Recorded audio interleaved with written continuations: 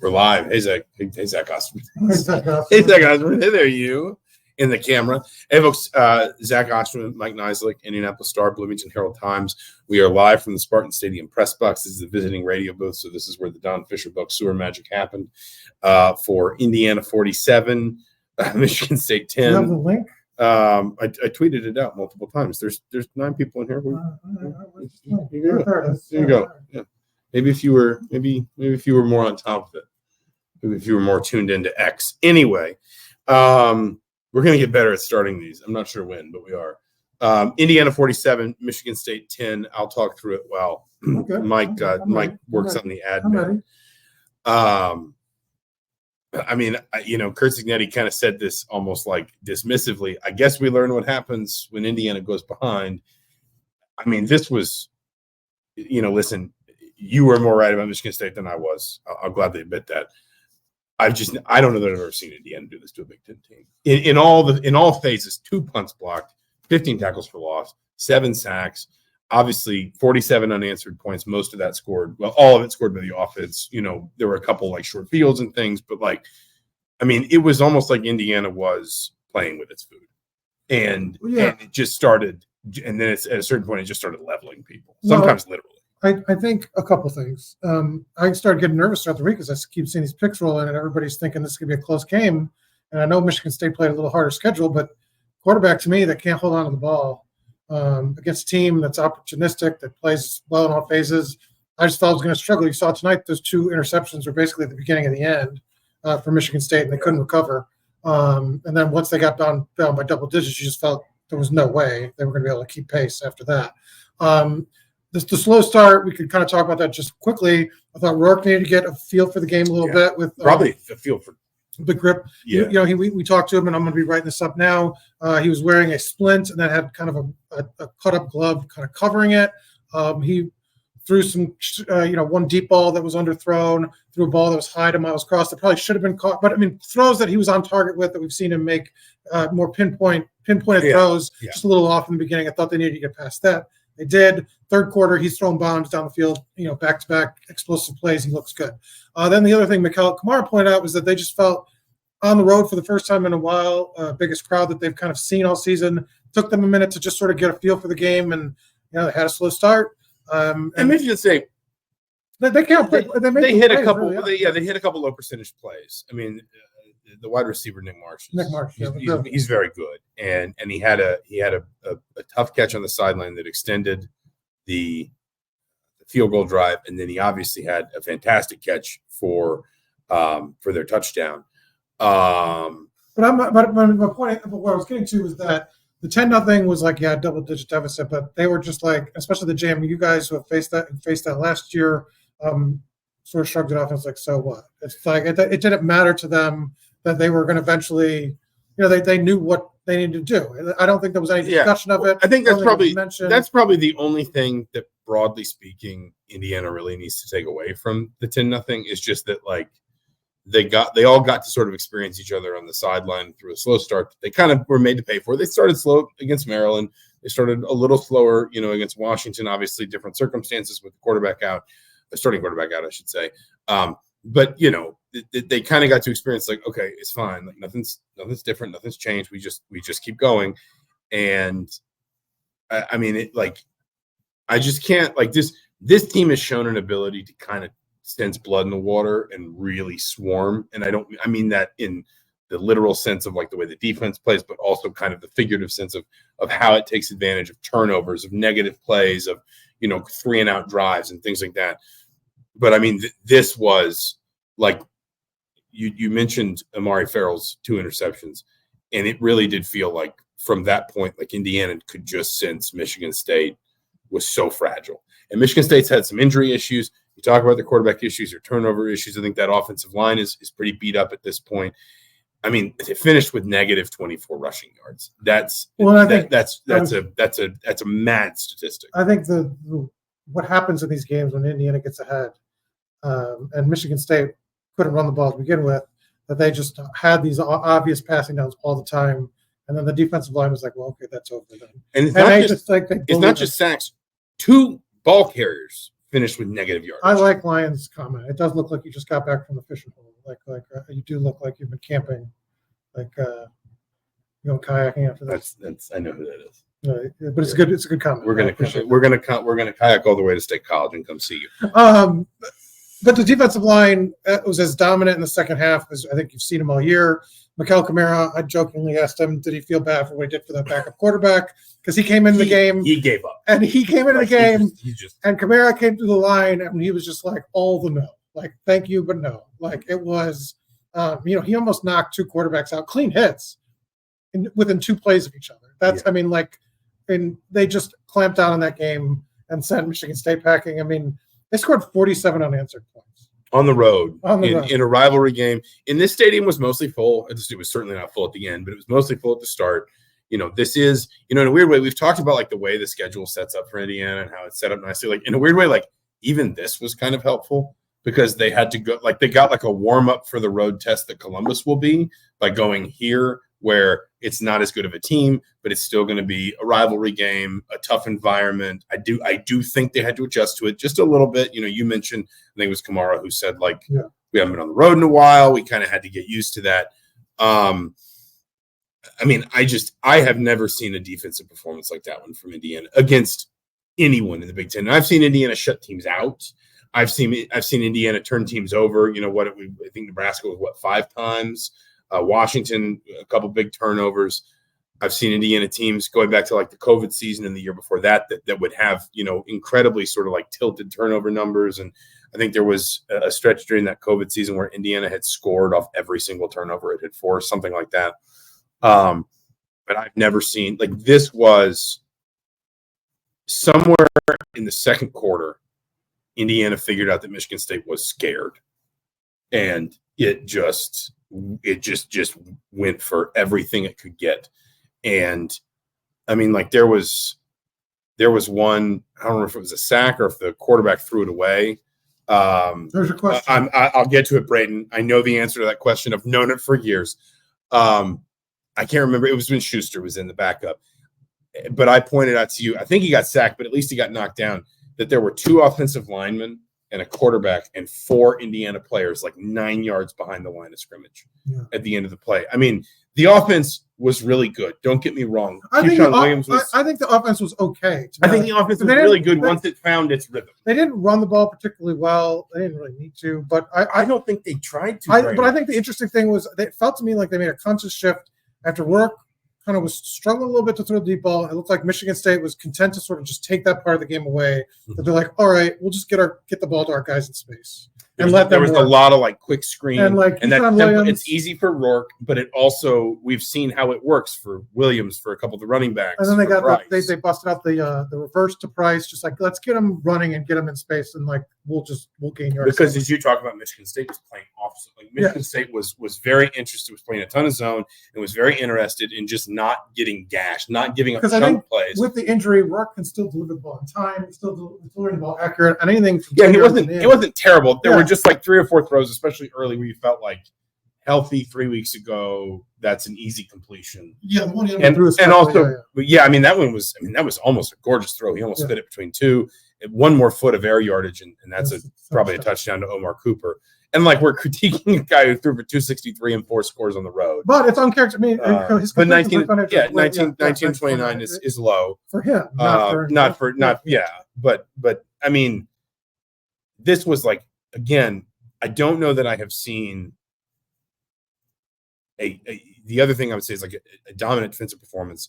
I also just don't think I've ever seen Indiana play this well in all 3 phases. Certainly in a Big Ten game, 2 punt blocks, safety. They had a pretty good, Miles Price had a pretty good punt return, I think in the second quarter, I want to say. Mm-hmm. Actually, I'm not sure if Indiana scored off that or not, but they pinned them in the punt inside the 10. They handled the kickoffs well in the sense that Michigan State kept fair catching, which tells you they didn't want to return it against Indiana. The 1 or 2 times they did not really work very well. And then obviously when you talk about Curtis Rourke, has 4 touchdown passes, 7 different receivers. He targeted an 8th. Miles Cross had the drop. And the defense is just, I mean, like just a stampede. I mean, it was you talk about a race to the bat rack when a team is hitting well in baseball. This was a race to the quarterback. Like they just. Well, I think one thing I'd like to mention when we're talking about the defense, because I think I talked about it. We need a producer to find their seats. We don't have one, so this won't happen. But I talked about earlier. I thought the potential was there for Mikel Kamara to be just as impactful as anybody on this roster. Is like a pass rusher, a pass rusher. This leads into Brandon's question. When was the last time an Indiana guy had 10 sacks? 2008, Jamie Curlew. All right, so he's halfway now. I think he had 2.5 today. I think he had 4.5 tackles for loss. To phrase that better, he is half a sack away from 10, Mikel Kamara. Yeah. And he has a pass rush win rate coming in today that will surely go up after today, but it was like above 15%, third in the FBS among all defenders on quarterback pressures. That dominance in a league, in a game now that's so pass heavy, I just think fundamentally has changed everything. And I mean, look, their defensive line played well. I think they played 8 guys, 1 through 8. I thought played well, but I just think you can't discount a next level sort of pass rusher and what they can do for the game. Well, I think also, and you said this, you sort of at least started to say this earlier. The other part of this is Indiana can score at a rate that makes teams feel like they have to press offensively. Yeah, in the second half, they were just like, we got to throw everything. Because you don't have time to establish the run. I mean, even if I'm looking for the drive chart right now, like Indiana falls down 10-0, and then its third drive, it just goes 7 plays, 75 yards, touchdown. Then it punted on the drive after that. That was the one that was off the first interception. And then the next 2 drives were combined 10 plays for 101 yards and 2 scores. And it's, Indiana can have, we've seen the quick score drives, right? We've seen drives that are like 3 plays, 60 yards, boom, boom, boom. We saw last week and this week some drives, a 6-play drive that's 2 minutes 45, a 9-play drive that ate up almost 5 minutes. We've seen Indiana be able to put together drives that bleed clock as well and make you feel like the game is running out on you. But the point is, it is so complimentary because you don't feel like you can ever play behind the chains or behind the scoreboard against this Indiana team. I looked this up while we were in post-game interviews. They have scored 51 more points in Big Ten play than any other Big Ten team. They have scored 101 more points than any other Big Ten team. We're down. It's from Target. It's from Target. It's from I just said people are outraged about it. People are outraged about it. The Big Ten is investigating it's almost as much of a crisis as those fake injuries. But like they have scored 101 more points than anyone else in the conference. So if you literally removed the Western Illinois game and they'd only played 7 games, they would still have more points scored than anyone else. And the thing is, coaches can say, we don't think about that. We focus on us, whatever. But in practice, when you're preparing for Indiana, that is in the back of your mind. And one of the things that even, I was more cautious about this game than you were, but I said Michigan State just doesn't score enough. Like so much would have to go right for them offensively to be in a position to compete. About the only team left on Indiana's schedule, in fact, the only team left on Indiana's schedule that statistically speaking has shown the offensive capacity to score at a level that can keep up with Indiana's Ohio State. Like they are the best offense in the Big Ten. And I know it's weird to hear that because maybe there are better athletes in certain places, or maybe Jeremiah Smith's better at this, or maybe Dylan Gabriel's better than that. This is the best offense in the Big Ten. And then it pairs to a defense that does not allow teams to run the football, which means it doesn't allow teams to control the clock and gets after quarterbacks. And suddenly you just feel like you are living basically on the edge of the cliff when the game starts. And honestly, there is an extent to which I would be more afraid of Indiana after today when the whole conference would have looked at that score. At 10, I know Kurt Cignetti kind of waves it off, but the whole conference would have looked at the scoreboard at 10-0 and said, okay, that's interesting. Michigan State's not great. They're 4-4. They've got issues, but they're up 10-0 at home. Indiana might be in a little bit of trouble here. And Indiana's response was to absolutely bury Michigan State. See what I said? Whoever fell asleep after the first quarter could be very surprised. Like it was. Yeah. Yeah, I don't know. I mean, look, I would be more afraid of Indiana today than I was yesterday. Honestly, I mean, Nebraska lost to UCLA today, so I don't know. But that was just as convincing of, I think, of a performance for me in terms of because like I said, a team that's going to turn the ball over is going to lose, and so I just felt like this wasn't as a surprise. I mean, obviously Kurt Signetti was very complimentary of the job Jonathan Smith's done and thinks this is a well-coached team. And so maybe this weighs more. I don't know. But I mean, in terms of this has been par for the course of what they've done, though, this year. I mean, it's like at what point do you stop saying, wow, right? I mean, it's like this is who they are right now. Their margin of victory in Big Ten games was more than 26 points. Well, that's the record. They've never won 9 straight games by double digits. And, we've talked, you pointed out, this is the largest margin of victory in the series. The most points ever scored by Indiana. So, I mean, by 16, too. It wasn't like they scored 45 a couple of times. Actually, that's not true. It's the most points scored here by 16. It's the most points scored by 1 in the series. Yeah, so, but, I mean, it's just like, you look at the numbers, and this is what they've done to teams. There's been nothing close about these first 9 games.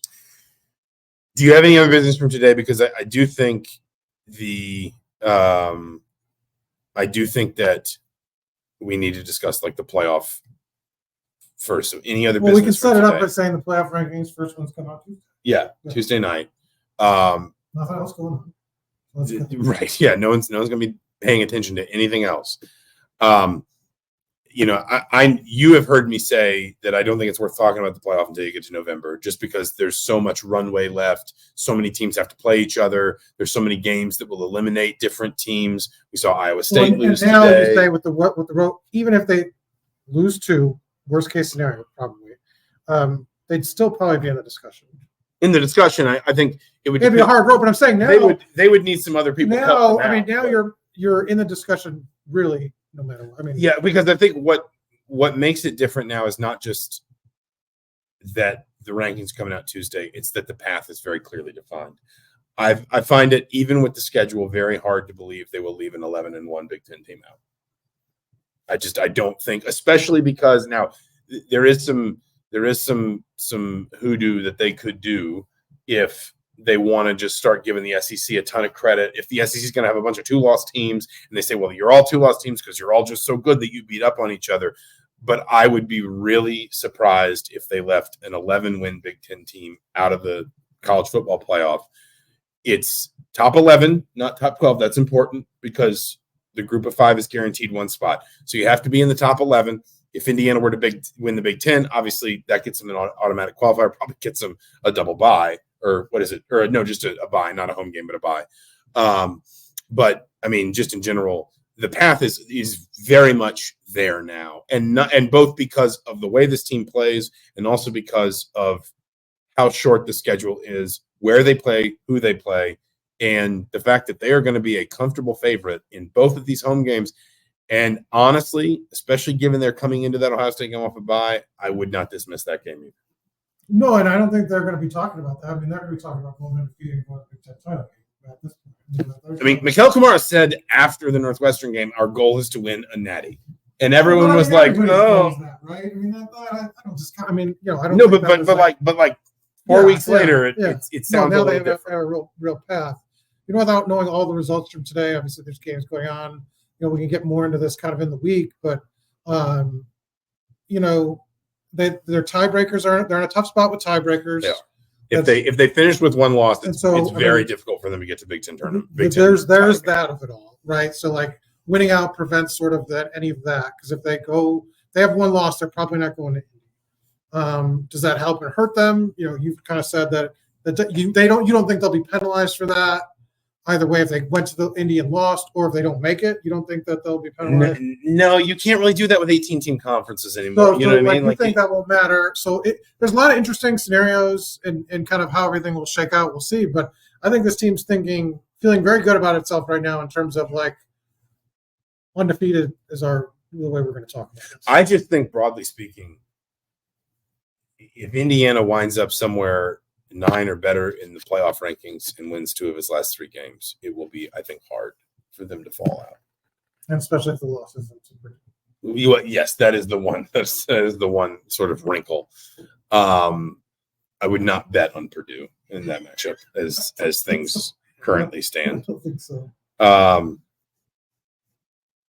I mean, they're just a really good football team. We've, again, like you run out of ways to say it, but I mean, like, you do. I mean, because really they are just kind of like they're just blasting teams apart. And I mean, again, well, here's one thing I would say that was interesting. Instead of just talking about kind of more of the same, when I asked Chris about Curtis Rourke, it did seem like he had doubts about starting him almost, and that at some point he said, I just had to let go and say, I just got to believe in the team that I've built. Mm-hmm. And he said, we just got to go attack.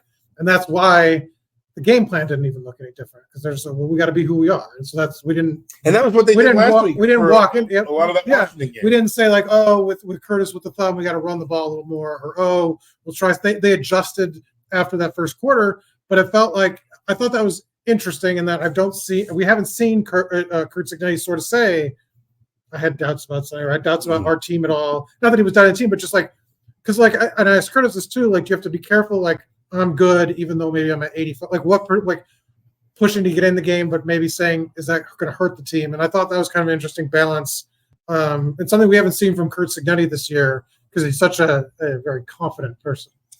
Last thing we should address, Braden also asked a question that is a little bit bigger picture, and I think is relevant specifically to this game and this team. He said, it feels like the gap between the haves and the have-nots in college athletics has gotten a lot smaller in recent years. Does that also help explain the success Indiana has had this year? I think, number one, I think the answer is yes.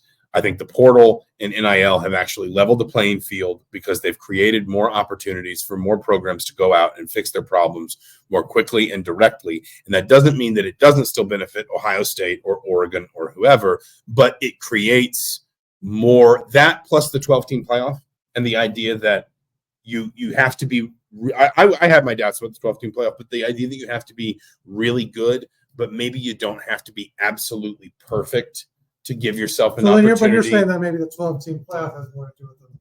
Well, see, I think the reason I think I was wrong about the 12-team playoff is because the portal has created this leveling, this sort of leveling opportunity that now says more teams are going to be out there deserving a path to try and compete for a national title. But the other reason why I think it's relevant is like this matchup specifically, and this is the micro, not the macro. I don't want to make this out to be the absolute sort of alpha and omega of the trend, but like, you weren't around for Indiana's days in the Big Ten East for the most part. Ohio State, Penn State, Michigan have been Big Ten royalty for basically as long as they've been in the conference, respective to their membership.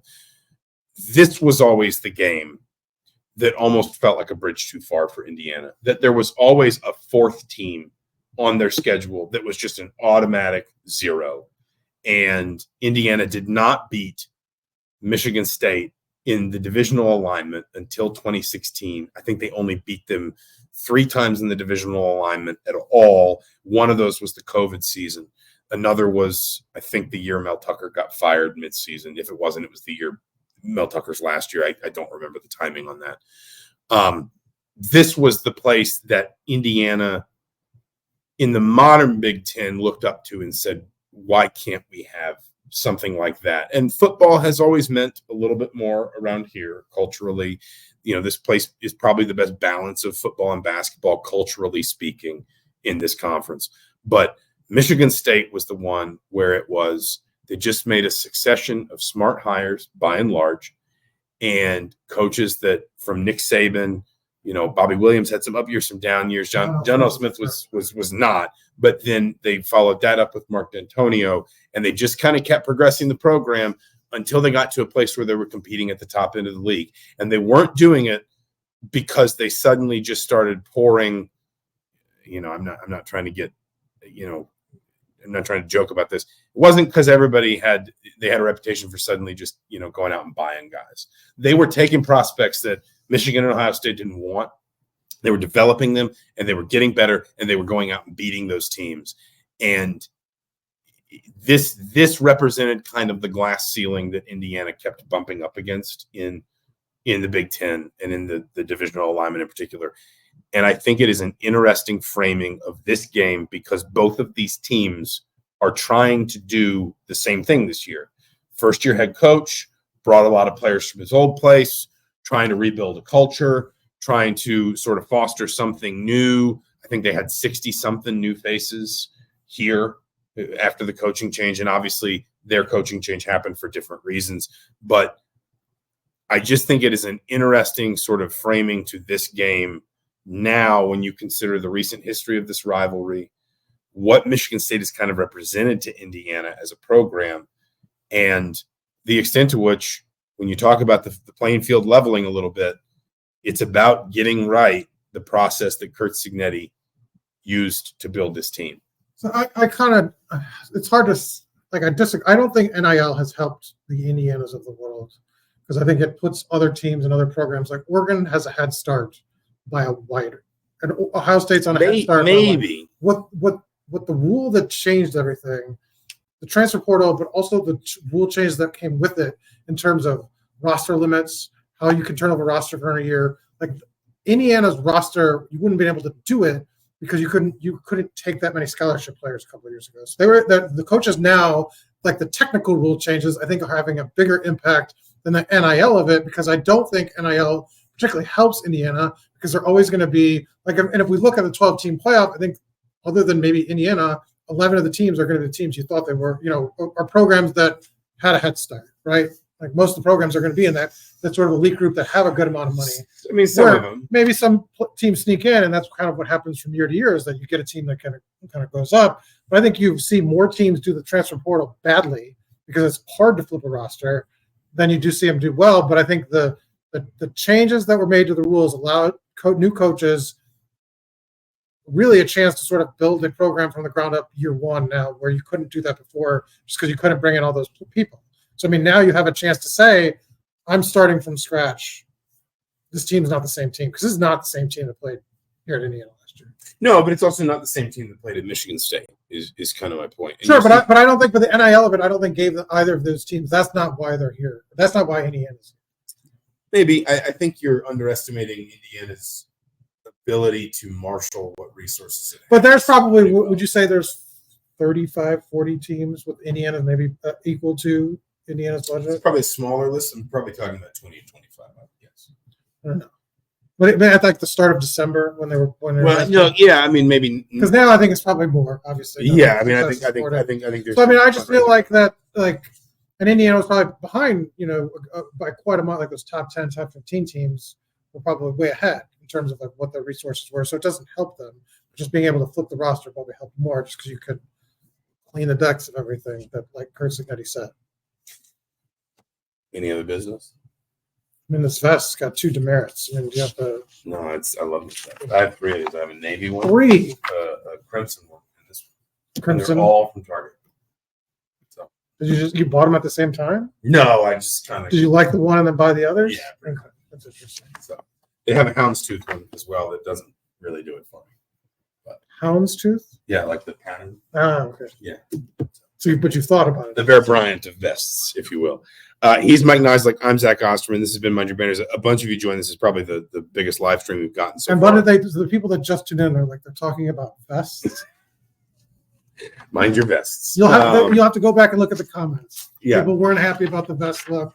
Thank you for joining us. Next week. One more time, Indiana 47, Michigan State 10. Hoosiers are 9-0, 6-0 in Big Ten play. Home to Michigan next Saturday. We will find out tomorrow what time that game is. That's a 6-day window. So sometime Sunday we will know what time that. Oh yeah, no, it's the 6-day window for this one. So sometime Sunday we will know what time that game kicks off and where it will be broadcast. So pay attention for that. I'm sure Indiana will tweet it out of its official accounts. He's Mike Niziolek. I'm Zach Osterman. This has been Mind Your Banners. Thank you so much for watching. We'll talk to you soon.